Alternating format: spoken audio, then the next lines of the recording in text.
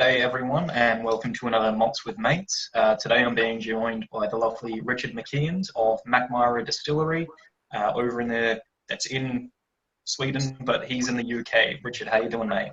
Very well, thank you. Good to be on. Thanks for having me. Cheers for coming on, mate. What are you drinking today, first of all? Oh, I'm going to start off, because it's only 5 p.m, first drink of my day, I'm going to start and stay on brand with a Brooks whiskey, our breakfast whiskey. Thought it's a good place to start. I've got a few to move up. What have you got? What have I got? Right now I'm on just a bit of lambe myself, because I had a bottle, and I've actually got some of your whiskey from the Somerton Festival the other day. I've got the Moments. Lovely, yeah. Not really holding them right, but I've got the Efva and the Fjallmark. So I'm looking forward to those. I think that should be pretty fun. You're good at pronunciation because you got my surname right as soon as we started, and then the Fjallmark I think you pronounce better than I do, so you've done all right. Is the bottle that you have there, your lambe, is that the small batch or is that the single malt or something else? That's a small batch, that one there, just the blue one. Honestly, it's just a great whiskey, and especially for sipping when it's warm like it is today in Dublin, it's quite nice. It has, however, been sitting on my windowsill getting some sunlight for the past couple of hours, so it's got some nice heat behind it and really blown up with that vanilla, which is, I'm a fan of that. Yeah, very good. Nice.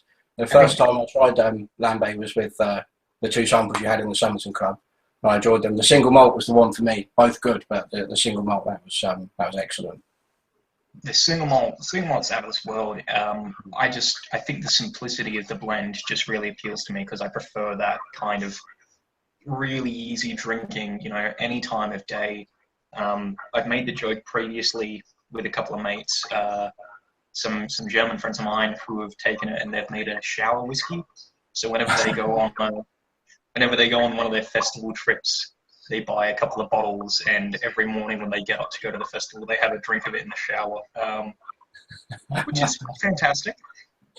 But we've already got some viewers in Shilton. Shilton Almeida is saying g'day, and I think he's quite happy at the moment. I hope he's doing well, and I hope he's getting some sun. A previous guest, I saw Shilton's segment on yours, so hello, Shilton. He was my very first guest before I implemented quizzes and anagrams, so I might have to get him back on sometime, just for a quizzer and for a quiz portion to see, because he's got all the knowledge. So I'd have to dig up some really tough ones or some really just interesting ones for him. If he managed to get away with it the first time, yeah, bring him back. Oh yeah. He got away with it. It's changed a bit since he was on, but it's still good fun, and we'd love to have him back. Just so I can drink some more John Paul, I think, some more Paul John, not the Pope. I always wanted them to release a bottle of Paul John just called Not the Pope, because I thought that worked really good as kind of a title and just describing what it was. But I don't know if marketing would be receptive to that. Not in most countries, I expect, no. So anyway. New Dram Drinker as well is saying g'day, which is fantastic. G'day, New Dram Drinker. Good to see you too. We always love watching your reviews. Always fantastic. Anyway, so Richard, what can you tell us about your background? How you got into whiskey? What your kind of whiskey moment was? Well, the first time I think I had single malt whiskey, or knowingly at least, was in 2013. I was on the way back from a trip to Mull with my brother, the Isle of Mull, the Hebrides.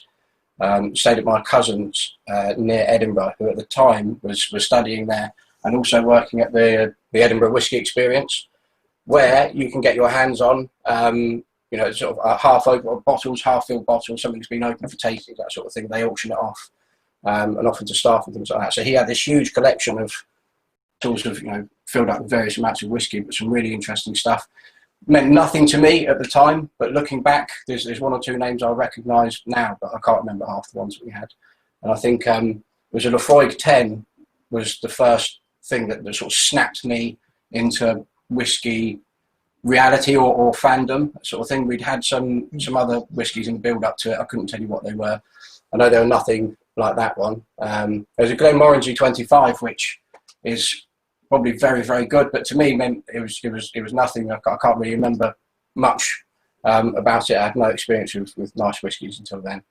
But the Lefroy 10, that was the moment. That was the one that sort of snapped me into the world. And then since then, my palette's opened up to all sorts of different things. But that's something that will always be on my shelf. Was the Lefroy 10. Yeah.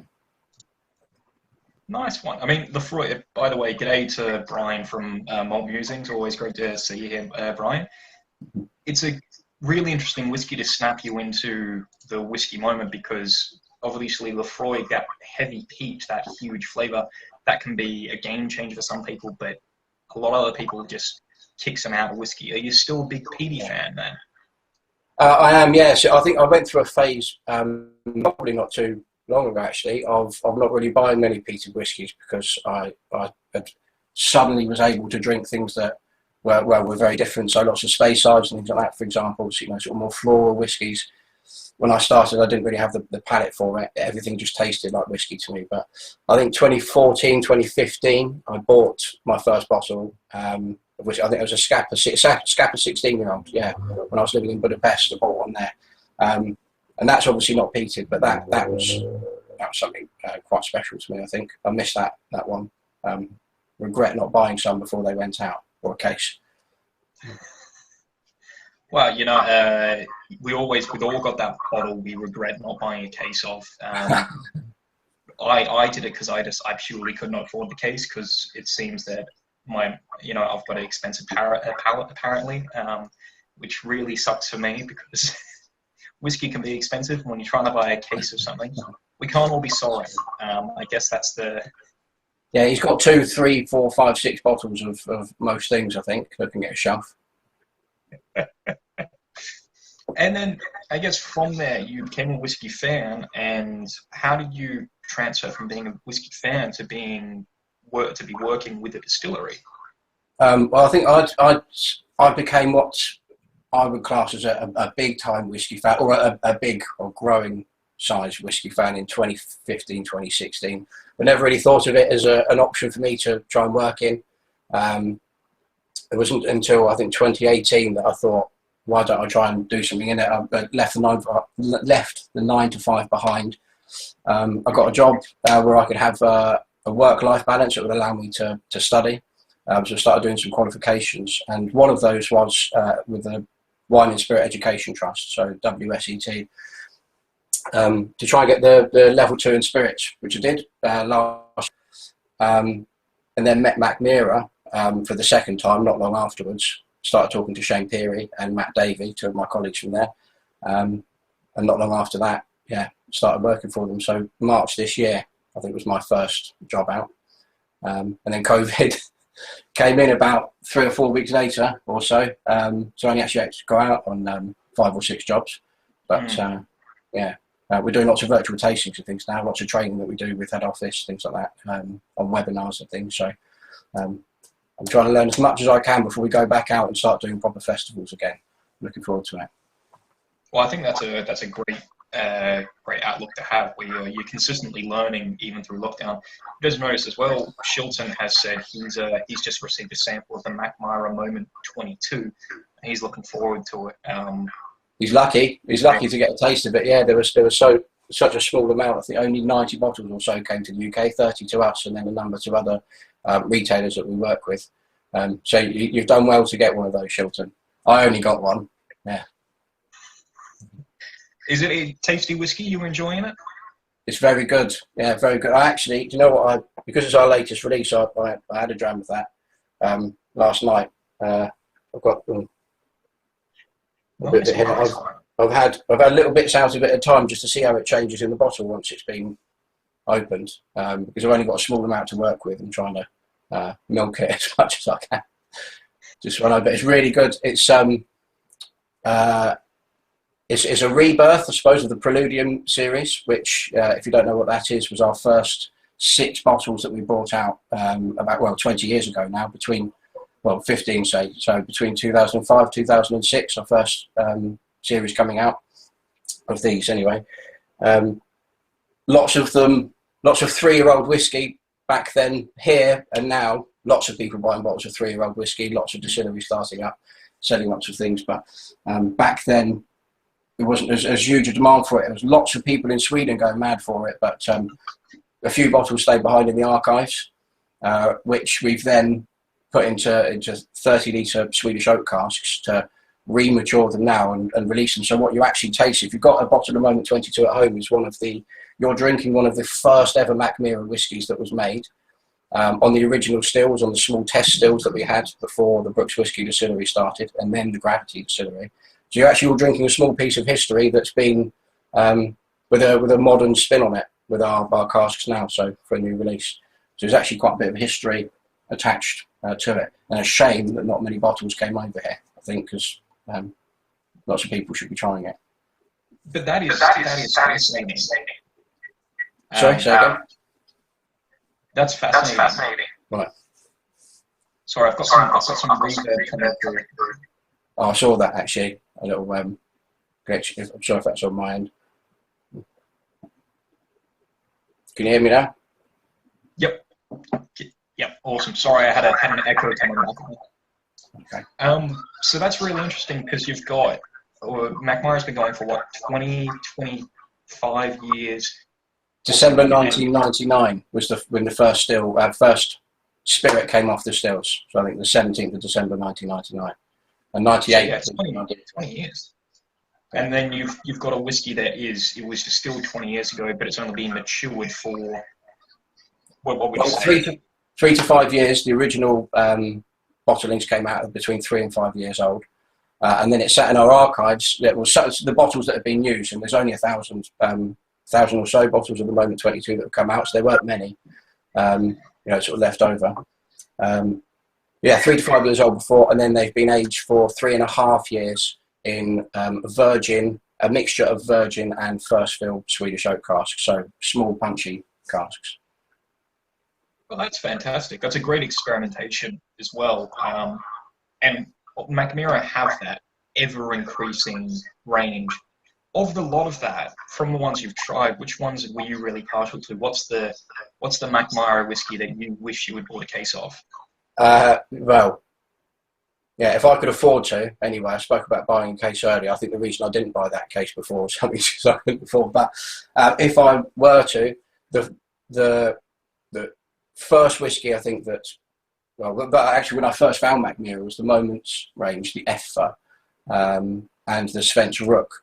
Those are the two whiskies that when I first had them, again woke me up, but to the fact that someone that wasn't from America or Scotland or Japan at the time in 2018 when I found Mackmyra, a year before joining, I had no idea that there was more than a handful of countries that made whiskey, and I didn't know actually, I have to admit, that anywhere in Europe outside of the UK made whiskey either. And Ireland, UK and Ireland. But so when I found Mackmyra, I had no idea anything about Swedish whiskey, and at the Moment Effa, I tried that, and that's a number of different casks go into its creation, its blending. But cherry wine casks were used in there, and I'd never tried anything from that before. And the notes that gave, or that I found in there, that was the one. If I could buy a case of something now, that's what I'd buy. Or buy a case of the Moment 22, wait a few years, and then see what I could do.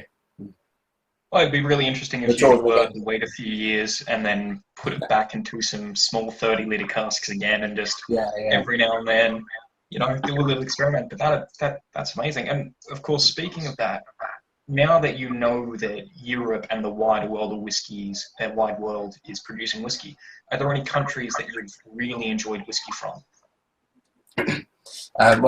Japan, India, America, I think are the three that I've been drinking whiskey from for probably 3 years or so. I think I tried Amrut first, 2016, 2017, tried Amrut, then and Paul John next year, Shilton did like that. Bold, I think was the first one I had there. Other countries, so Ireland, I've only just started drinking. Marcus, you can educate me as we go. I've only just started drinking Irish whiskey recently. I've got a few redbreasts. I was involved in an Irish whiskey tasting last week. Things like Writer's Tears, and Jameson's Black Bottle. Is it called Black Bottles? Was in there. Yep, That was actually Yeah, that was actually really nice. I think for something you could probably pick up at a supermarket quite easily. That was a really good whiskey. Well, yeah, for me, I enjoyed it. But Irish whiskey is something I'd like to learn a bit more about. So, yeah. What, Irish whiskey. how long has Lambo been around? What can you tell me about Irish Lambo? whiskey. Tell you about Lambe. Yeah, I well, would, yeah, I'm I would interested in do, yours. Yeah. but I'm actually, I should point out that the Some Whiskey Bloke Twitter Oh channel no. is not affiliated with them. Okay. Well, you're drinking a bottle of Lambe now. So, what can you tell me perhaps about that bottle that you're drinking as a Some whiskey? Triple distilled spirit. You've got a cut of malt and grain, high proportion of grain whiskey, low proportion of malt whiskey. Your grain proportion sits around 3 to 4 years old, ex-bourbon barrel matured, and then your malt proportion is 3 to 4 years in ex-bourbon, and then finished for for a small period of time in the ex-cognac cask. Really, something like that, it gives it a little bit of a kick, and I know there were trials previously to finish the grain proportion in the cognac as well, finish the malt proportion in the cognac cask for longer.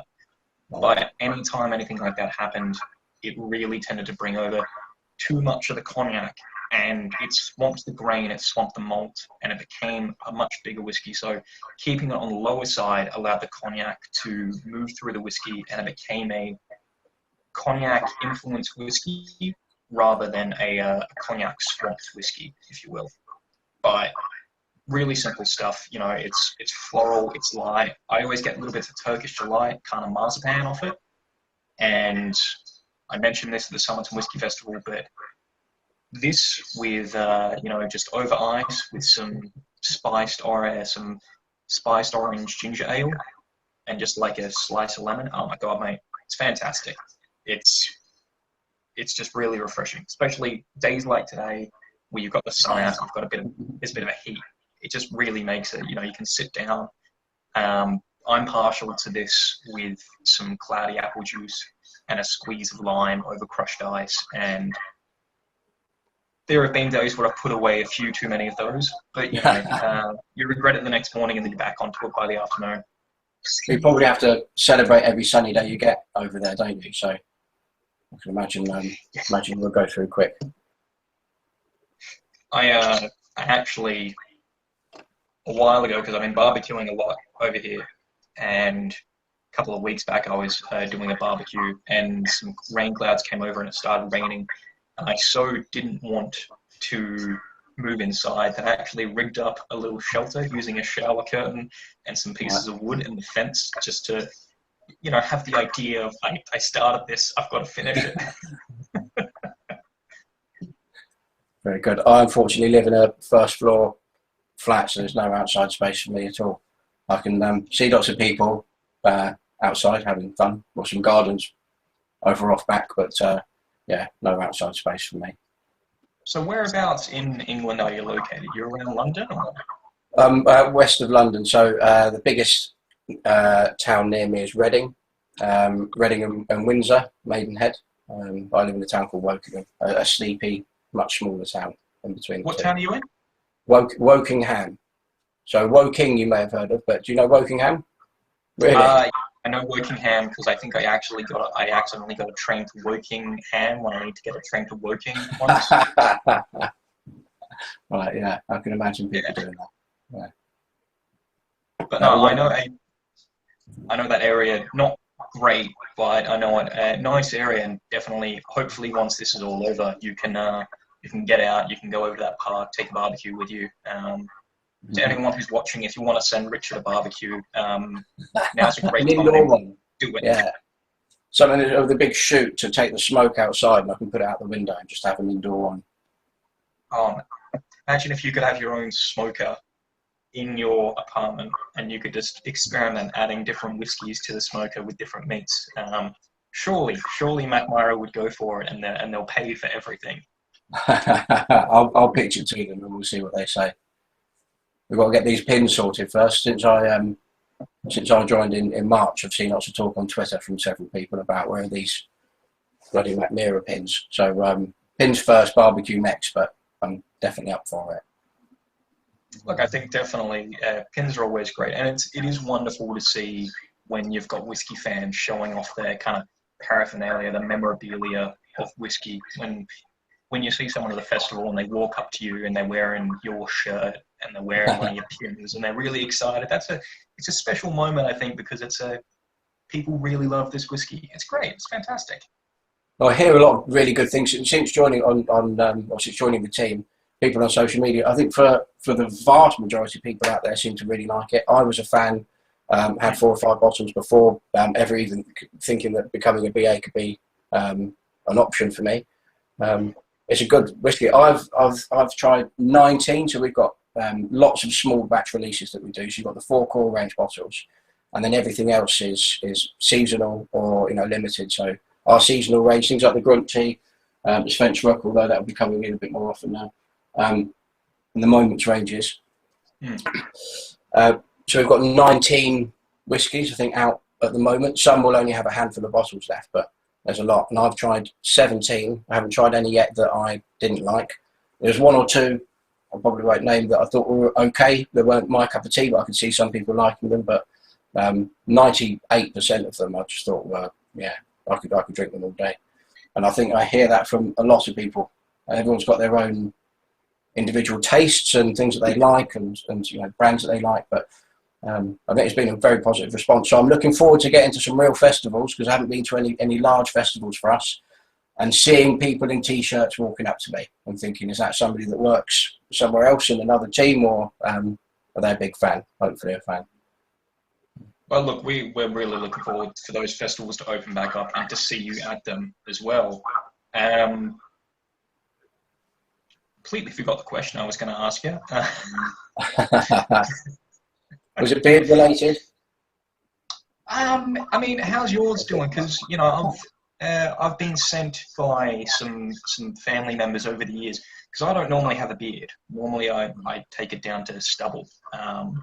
But I happened to leave the charger for my electric razor in Belgium before coronavirus kicked off. So I took off my hair, and then then it ran flat, and then I realized, Jesus, it's probably a good thing I managed to get everything done before I did, and I've just been growing it out since. But I'm enjoying the beard. If it gets a little bit warmer, I might have to trim it down, because in the heat it does get a bit scratchy. It's not a summer accessory if you're just doing it part-time, that's for sure. So do you cut your own hair? Because that's something that my hair's been getting longer and longer. And one of the first things I'm going to do when lockdown ends, or when it's sensible to go back outside, is go and get a haircut. I think I'm going to end up with a ponytail by the end of it. I gave myself a mohawk. I think it was day 4 of lockdown. Right. I gave myself a mohawk because I wanted to get all the madness out of my system before it really hit. So I thought, if I do this now, if I have my crisis at the start, then I'll be good to go through the rest of it. But it's been growing back. It's growing back pretty good. My partner is still not happy at all with it. I thought it looked quite good. She has informed me differently, which is interesting. Mine's been too scared to cut my hair so far. She's only just beginning to pluck up the courage, I think. There's a lot of pressure involved. I had to cut hers the other day. She had lots of elastic bands. We just had to cut where the band was. Lots of pressure involved. But not so much pressure as doing your own beard. Because that you mess up on that once, and yeah, you've got to take the whole thing off. I think the fear for me is without the razor, I'm scared to do it because I've got scissors, and I know I can do it with scissors, but I know I'm also likely to cut my ears off, and I think maybe I'll have to be completely sober for that one. But it'll all come around. So, one to ask as well. You said Mackmyra's got that huge range, 19 at the moment. What kind of goes into the idea behind each release? Is it a let's give this a try? Is it outside pressure, or is it just anything goes? I think that Angela's given more or less free rein to go and do whatever she wants. I think proof of that probably comes with green tea. You can't just go off and make. There's probably lots of master blenders and things that would love to make things like that. I mean, they're bound, of course, by regulations depending on where they are. But for a company to say, oh yeah, go off and make, you know, the world's first green tea whiskey, you have to have some confidence in the blender doing it. So inspiration for things. So the seasonal ranges are often based around working in collaboration, partnership with people or on themes. So Winter Sol, which is this one here, which was export wine casks. Oh yeah. Yeah, and we've got Skerdetid. That's probably my favourite now. I think having tried some more and got to know them, Skerdetid was with red wine, so with Amarone wine casks, with working in partnership with Massey. So inspiration-wise, I think Grunter came around because Angela, like most master blenders, like nosing things or you know experiencing things that aren't just whiskey, aren't just things that they work with. So coffee, teas, you know, anything that's got sort of, you know, different aromas and that sort of thing. They often come from backgrounds that have nothing to do with whiskey and come into it. So Angela used to work with food a lot before joining the whiskey world. The inspiration from that came because she loves green tea, wanted to do something with it, wanted to try something with it, and was able to do it. I don't know if you know how the green tea casks came about, if we've ever talked about this in the whiskey series. Part of it, yeah. So you've got your cask. How do you get that into to be able to call it a green tea cask? How do you saturate that cask? You know, how do you get infuse the flavours into the oak?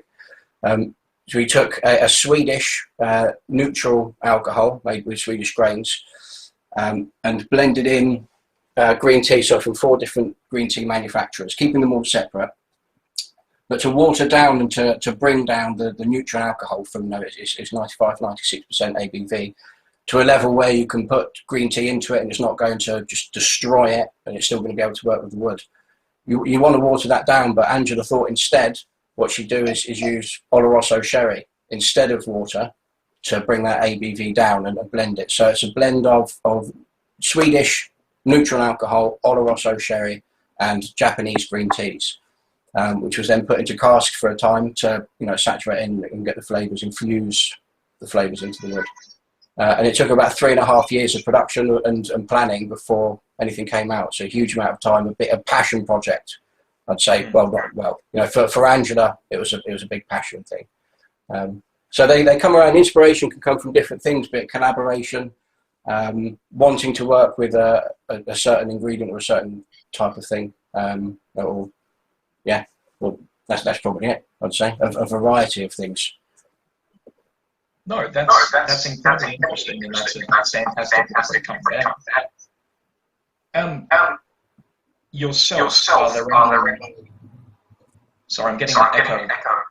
Okay, well, it's time for me to have a sip. Are there any casks, any finishes that you yourself would really consider? I mean, I know you're an ambassador, but is there anything that you've ever looked at and thought, I'd love to see a whiskey finished in that? That's an interesting question. I'm not sure that I've sat down and thought about that sort of thing. I'm not sure I've got as creative enough a brain as people like Angela, you know, the sort of people that try and see into the future and think about what would be nice to have next. I'm not sure I can really think of anything off the top of my head for it. The only other cast finishes I've seen or that can think of are things that have already happened. I'll have to think about that, Marcus. I've got nothing for you. Sorry to say. Sorry, it was a spur of the moment question, but honestly, I mean, if you do, that's a good question. Please don't be afraid to burst out and yell. Like it'd be fantastic to hear your thoughts and what you would want to see in the future. So speaking of that as well, I don't know if you can give us any of hints of what we might see from Mackmyra in the future.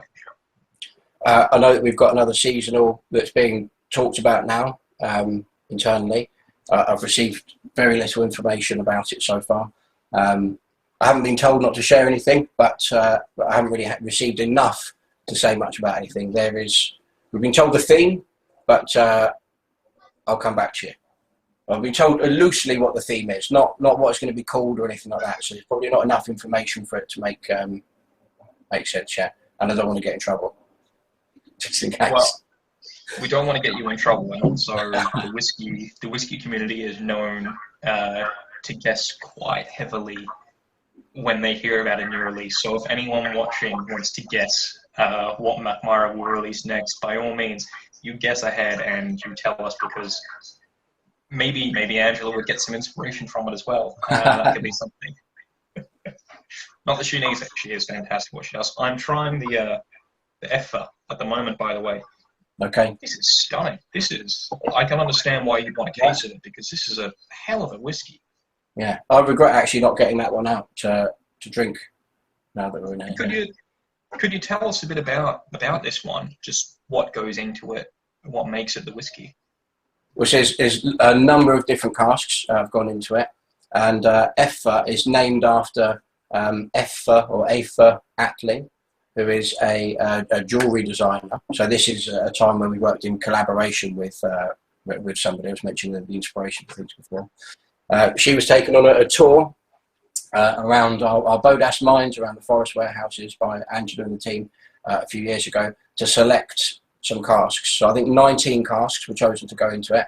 There is a mixture of just about everything, from Swedish oak to ex-bourbon and Oloroso.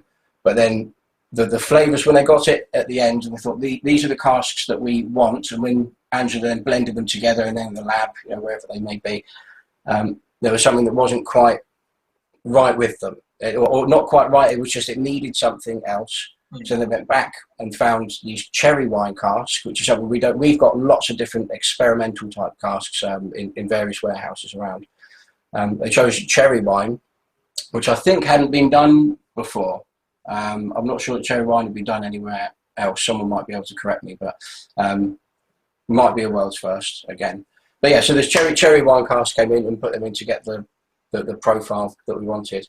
I know this is only might be a marketing thing or just something that looks nice, but the cork on it, we've got lots. All of our Moments ranges come with metal corks, which are recycled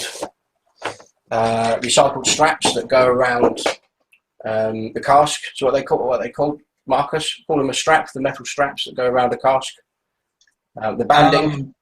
The bandings, there you go. Yeah. So that's what they usually look like. So that's recycled bandings, yeah. And while I've got the bottle out, these black bands that go around, so that's a Prestige. Wish I could show you the writing. There we are. Mm. These rubber bands are recycled bicycle tyres. So once you finish the bottle, in Sweden, something like 98% of glass is recycled. So once you finish these bottles, they're designed so that you can take this band off, keep the metal plaque, because that is just a metal plaque, and then recycle the bottle.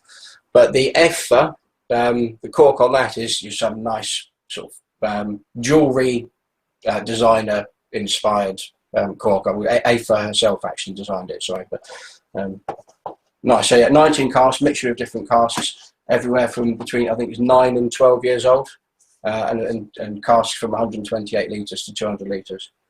But that is, that's the one. I've got 2 bottles of that. I bought one before joining, and I bought another since, because I wanted to have one. So not a case, but I did buy 2, so I probably should have mentioned that earlier. Yeah, that's a case for me at the minute. No, but that's still something. You got 2 bottles, so when it all runs out, we know who to talk to. We know whose house is the case. Well, there's a lava as well. Not sure I've got that's another one. Yeah. So that one, when I started, so I wanted to buy this before joining, but I think when it was released, I couldn't afford it, or I bought too many other bottles that month. There's only 1,500 bottles of this. So that's ex-bourbon, ex-Oloroso, and it's smoky. So it's smoky sherry whiskey. But this, when I joined, I found out that we only had 8 left in our stocks. There's other retailers, check them out if you want it, that do have it. But we only had 8 left in the UK. So I bought 2, and one of the other new ambassadors bought 2. So we got half of what was there. But that's well, when you see something like that, you've got to pick it up. Say again? When you see something like that, you've got to pick it up. So yeah, I think it may have been the first bottle that I bought 2 of. I think I've seen lots of people buy 2 bottles of things before, and I've always thought, I There's so many whiskies out there that I haven't tried yet that I don't want to buy two of the same thing. But when I found out there's only a few left, I had to go for it. Change my philosophy quickly. That is fantastic, though. And I should point out as well, Suzanne from Irish Drams has informed us that Efva Atling used to be a singer as well. So, oh really? A lot of stuff coming together. So, thank you, Irish Drams. Suzanne is fantastic. I would Suzanne, so I've never caught Suzanne's name. So, oh, sorry, Marcus, didn't mean to jump over, but I don't think I'd caught Suzanne's name. We've spoken many times on Twitter and social media, but yeah, hello, Suzanne. Yeah, now I know. No, brilliant website. Also, if I pronounce your name wrong, I am very sorry. I know it's just a simple name, but I'm known to pronounce things wrong. And speaking of singers as well, this is something I thought of the other day. When people do tastings, obviously there's a lot of pairings, things like chocolate, meats. I've seen coffee pairings, all different types of things.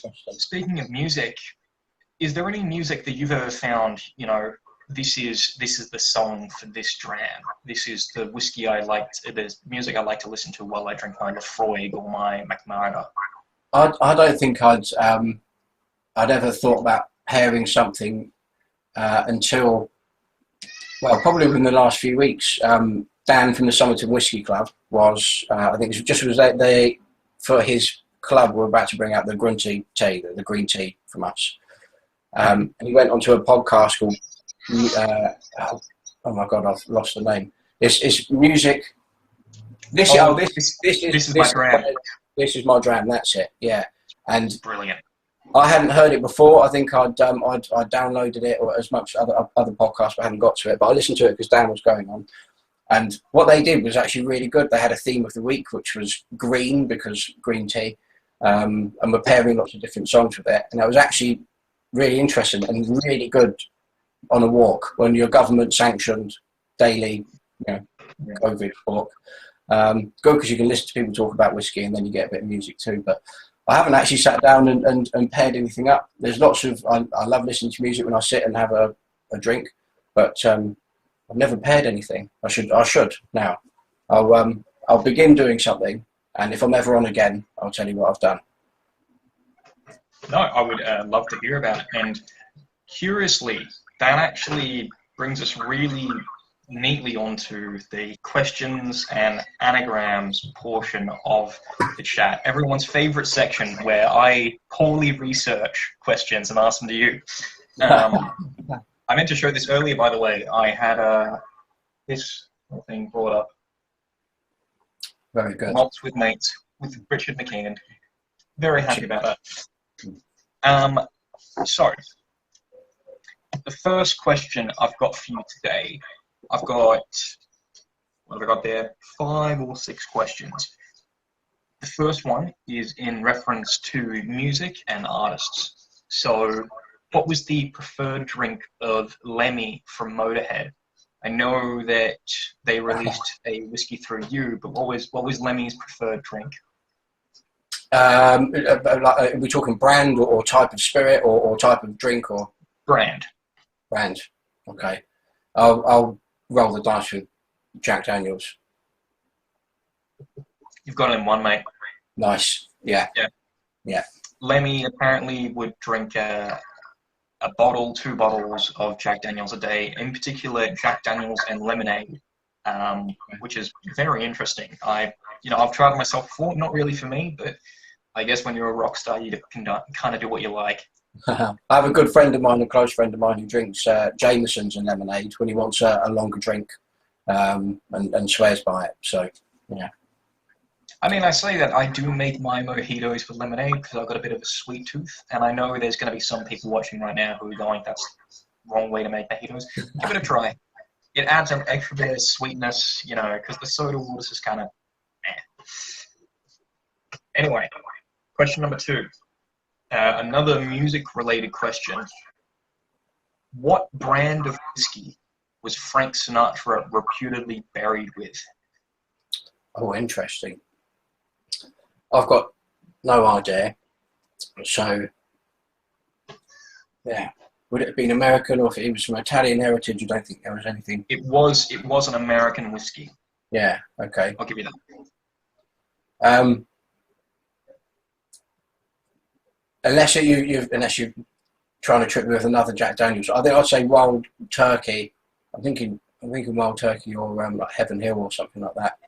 I imagine him being a bit more cultured than Motorhead. Wild Turkey. Wild Turkey. It was actually Jack Daniels number 7.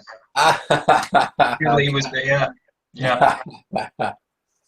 I was looking around and I found all these facts. It turns out most famous musicians really love Jack Daniels, which is quite something I didn't know about. Now this is marketing.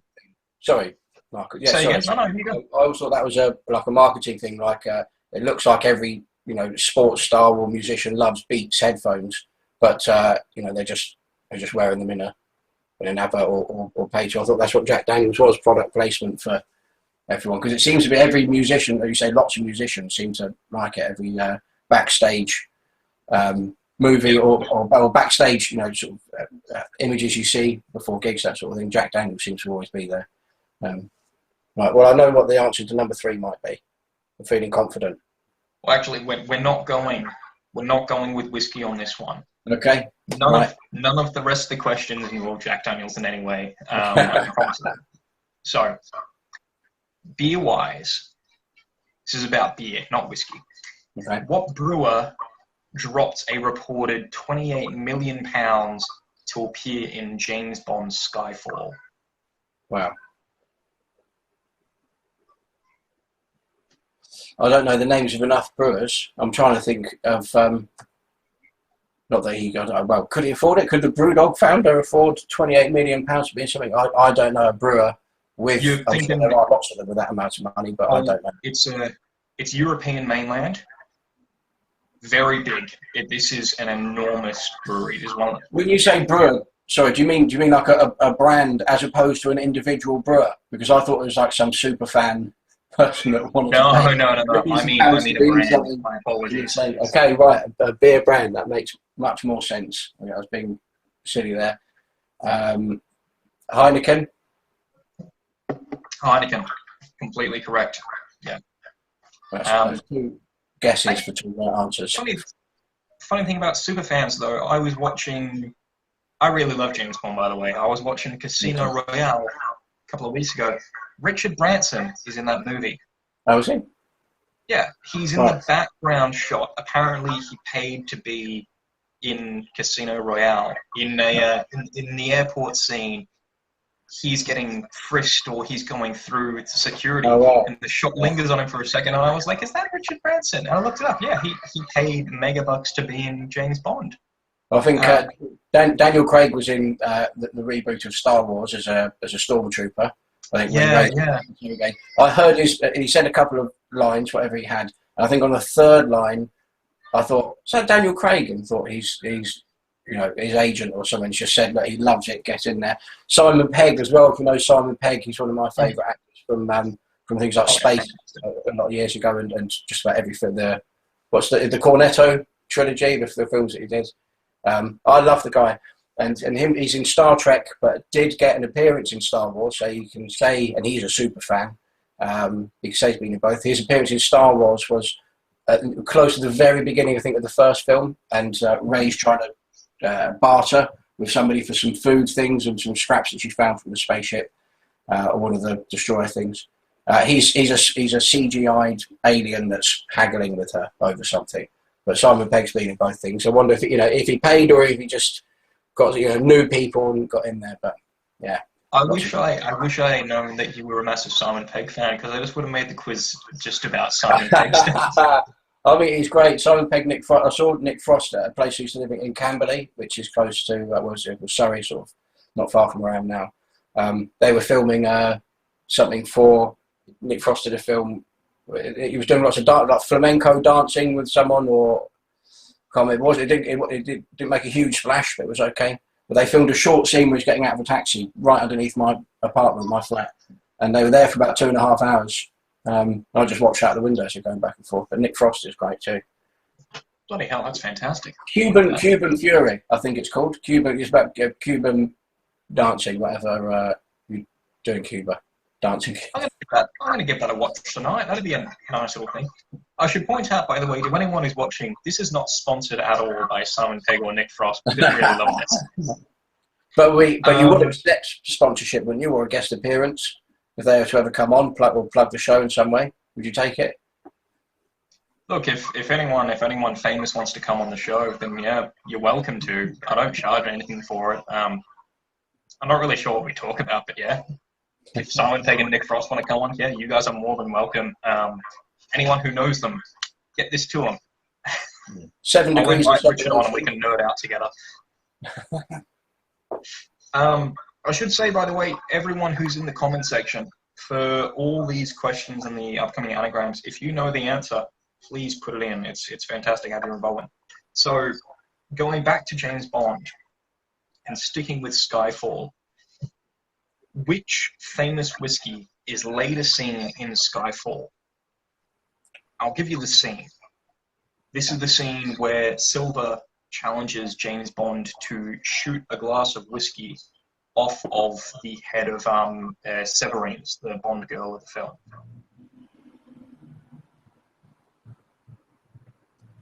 Oof, I can remember the scene, but I don't remember. I definitely don't remember the brand. Who could afford to have Macallan? Yeah, he's got him one again. You're getting all of these.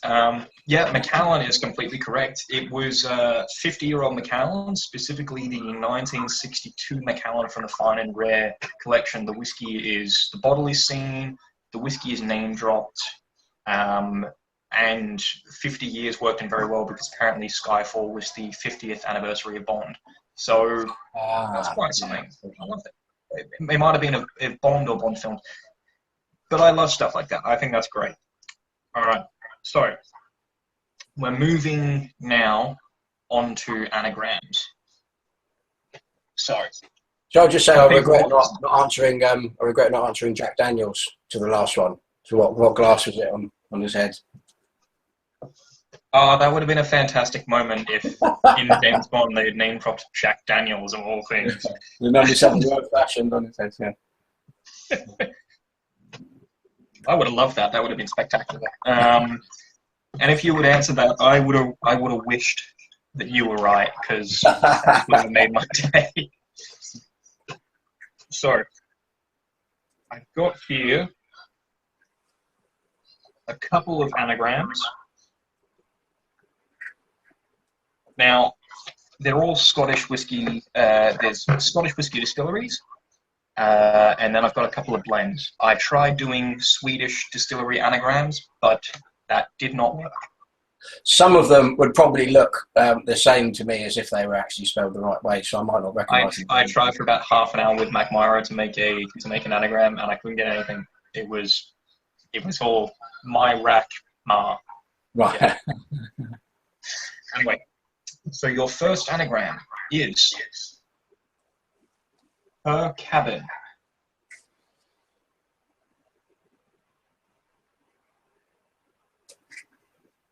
Her Cabin with Richard McKeand. I was scared about this bit. Her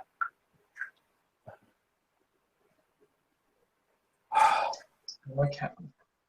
Take your time. Scottish distilleries. This is a Scottish distillery. Okay.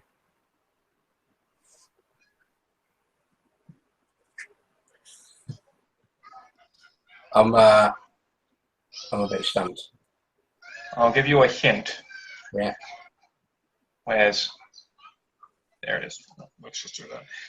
The first letter is B.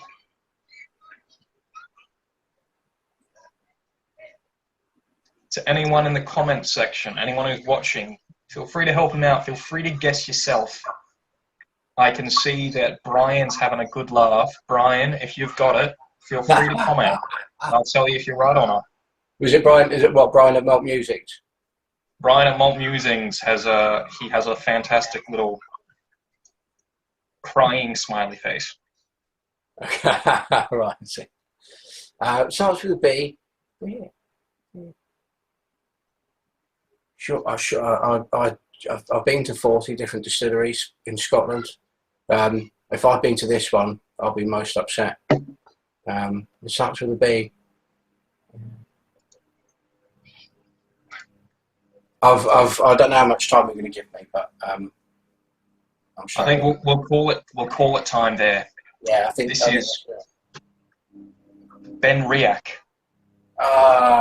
Okay. I don't know what my foolish mind was trying to put it all into one thing. Well, I think it's Ben Riach, one thing, one word. Ben Riach is one thing. Brian had it, I'm sure, within seconds. By the way, Her Cabin with Richard McKeand sounds like a film from the 1930s. You know, I could see that, yeah. Ben Riach, right. Okay, keep them coming. Again, I was scared about this, but I'm glad I did well on the quiz, points wise. Anyway, you did fantastically on the quiz, and I don't believe for a second you were guessing them. I think you knew all of them, and you played it off extremely well. Jack Daniels was a guess. Heineken was a guess. Oh, no, McAdam was an educated guess because he's. What else is it going to be? Global reach. You know, films marketed all over the world. It'll have to be them. All right. Number 2. A Blackley Raw. Royal Brackler. Oh shit! Okay, yeah, you got that one immediately. Yeah. I should have milked that one a little bit more time wise. Yeah, I think when I saw the last one, I didn't put the No. I mean, you got it in one. That was fantastic. That was I learned from the first. Oh. Yeah. Okay.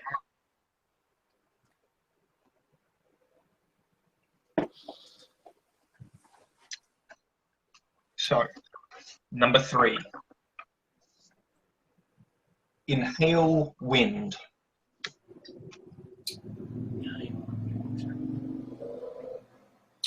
If I had a piece of paper and a pen, might be Dalwhinnie. Is that enough letters? Dalwhinnie is correct. You got that one in one as well with Dalwhinnie. You are killer at these, mate. Bloody hell. Well, but that first one I could have had. Ben Riach I could have had. Oh, you should have. I mean, rather than could. Obviously couldn't.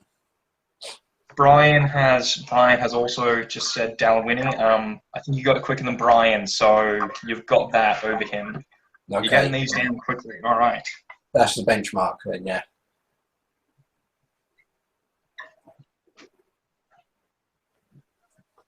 I'm doing a blind tasting with Brian, I think this weekend. This weekend. I'll see if we can have an anagram competition then. So, definitely. Yeah. Well, you heard it here, Brian. Get some anagrams done for the weekend. Every whiskey on the blind tasting, just tell them the anagram. All right. Number 4. McKeand. McAllen. Yep, McAllen. Or, if you prefer, McKeand, the hit comedy film with Richard McKeand of 2020. There's actually a good anagram. McKeand, I think, is a funny phrase. A couple of words, I like that. I think I just like the word llama. I've been trying to do these nice and funny. Occasionally I see some hilarious, incredibly rude anagrams that I think, I can't put that up.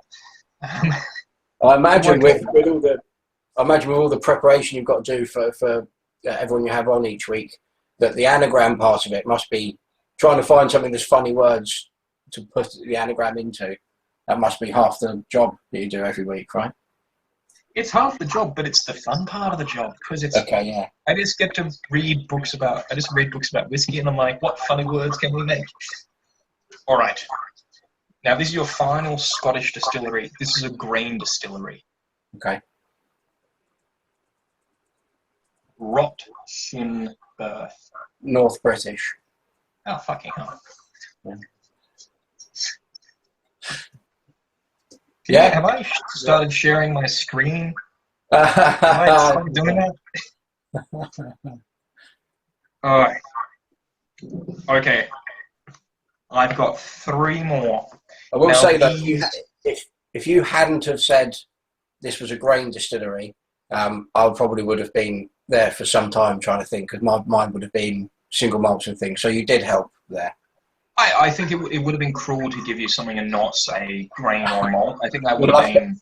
A ghost distillery, like a grain distillery that hasn't operated in 3 decades or something, yeah.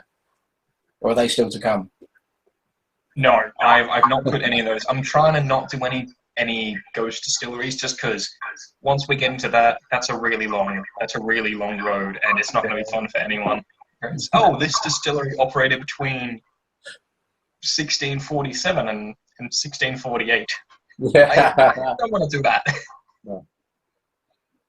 Now this one is a little bit rude. The final 3 are famous Scottish blends.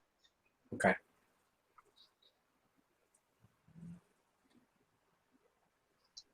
So here we are. The first one is Ninja Elk Hall. That's the funniest one yet. That's for sure. I think all 3 of those words are funny on their own, let alone put together. I mean, I quite like it. Ninja Elk Hall with... And this is a blend, a Scottish blend again. This is a Scottish blend. Well, Johnny Walker, I'd guess. Johnny Walker is correct. Yeah. Nice. Johnny Walker, an anagram of Ninja Elk Hall. I am firmly in the belief that every distillery should make an amusing anagram of their name and do a single release. And if Johnny Walker released Ninja Elk Hall whiskey, I would be so happy. They should get independent bottlers to think about anagrams if they don't want to be named. Every Orkney malt that an independent bottler brings out, just do an anagram of Highland Park. And it'll be amusing, and each independent bottler can have their own anagram for it, perhaps, should there be enough letters. Well, curiously, I actually, a quick segue here. I have a mate in Scotland who did a bit of independent bottling for himself, and he managed to get himself a cask of Lagavulin, and they didn't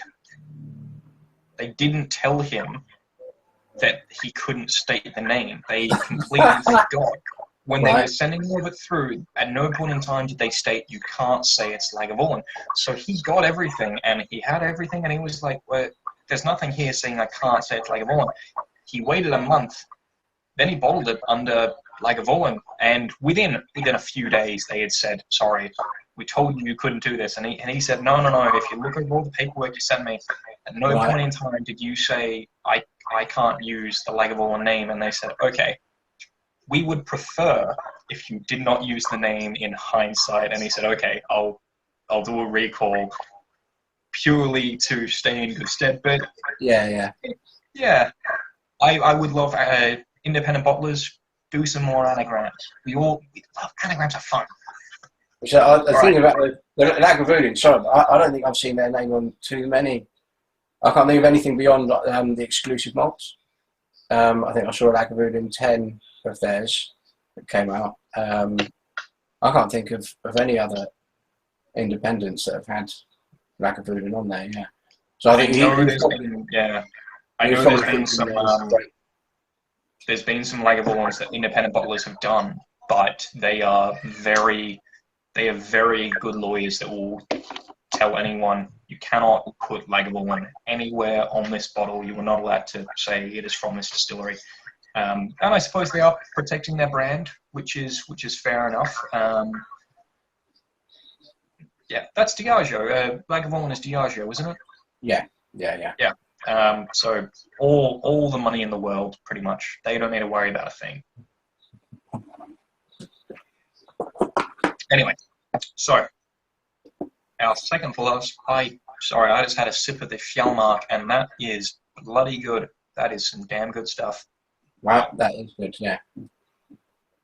Oh my god, it's like smoked hickory bacon, hickory smoked bacon with a little bit of maple syrup. Oh my god, that's beautiful. That's what I've heard the bacon thing for that a few times. So that's cloudberry wine, cask finish, as well as a number of other different casks, but cloudberry wine, which is cloudberry. It looks a bit like an orange, yellow, sort of raspberry. Small thing there. And they they live and survive I think not Arctic Circle and above, that sort of area. So north of North Scandinavia and wherever else has, I think Eurasia, Russia, North Russia, that sort of thing. Cloudberry wine. I have never had cloudberry wine yet. One of the things I was looking forward to doing when going over to Mackmyra. So I said that we started myself and two other brand ambassadors for our team started in March. Then lockdown came in. The end of March, we were due to go over to tour the distillery, or hoping to go over to tour the distillery. One of us had booked flights. Luckily for me, I hadn't, but I was days away from doing it.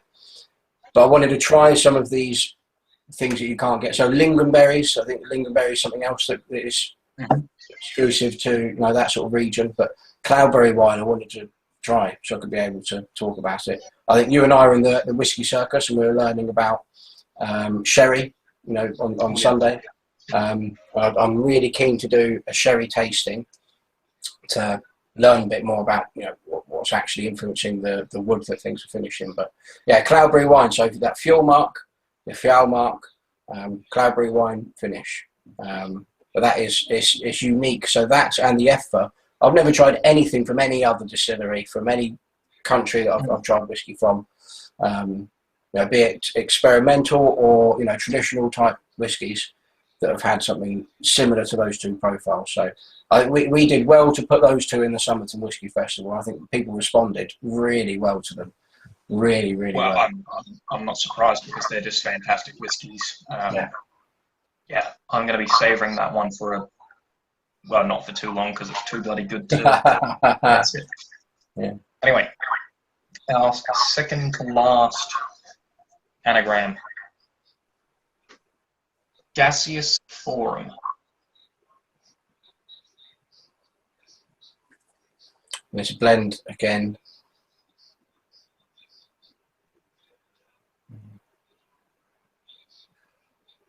Famous grouse. Famous grouse. Completely correct. My God, I gotta get you to write these for me because I'm thinking they're too easy. And I saw the M and I was thinking compass box was so long, but I couldn't see the X and things like that.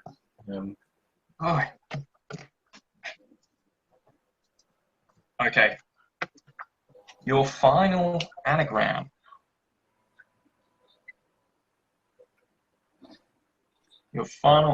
And I'm not sure because I have not kept track, but I think you were doing better than everyone except maybe Boutique Dave. Dave got everything pretty quickly, but you're definitely either doing as good as he is Dave, was, if not better. Dave's been in the game a long time, wasn't he? That's So I can't imagine doing any better than him. To be fair, yeah. Okay. Yeah. Your last one. Yak Trust. Yak Trust.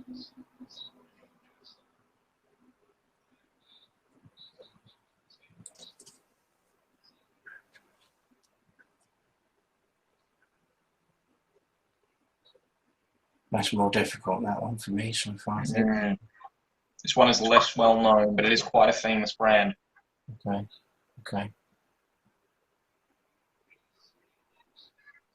Oh, AD Rattray? No, that's a K in there. I'm not even sure I pronounced that correctly there because I've never heard it said out loud. Yak Trust. Brian, Mick, do you guys have anything?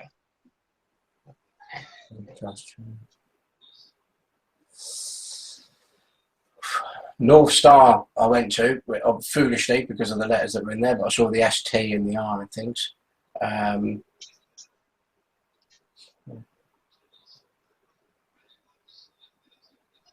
I got anything up there?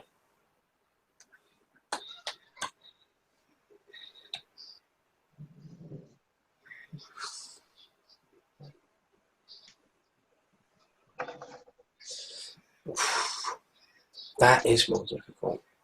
More difficult.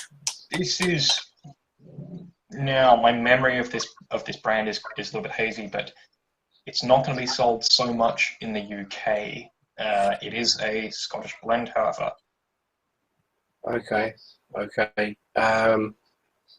there are a number of Scotch blends that do incredibly well, I know, in North America, but you don't see too often over here. Is it something like that? Is it something that's got a bigger export?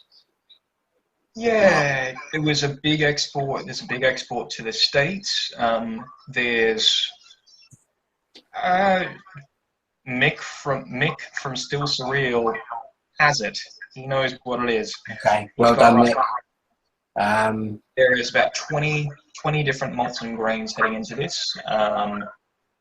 It's a yellow label, and I believe the bottle is green.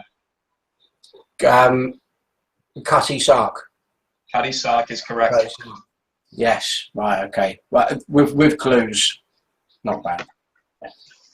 Oh, yeah, but I think yellow label, green bottle, that's not a massive clue. And when I say 20 malts and grains, no, I provide it with anything. When I asked about export and things like that and about the Scottish blends, I was picturing something with a yellow label, because is it one of the top like 3 or 4? Is it one of the top 3 or 4 blends? It's in the top 25 for sure. I believe it's in the top 10. It might be in the top 5, but it's definitely one of the biggest ones. Well, it's something I was picturing, whether or not I might have been picturing a different whiskey with a yellow label, but when you said yellow label and I saw the CUT, because I'd put cuts together in my mind, but I was trying to make words with the letters, as you do.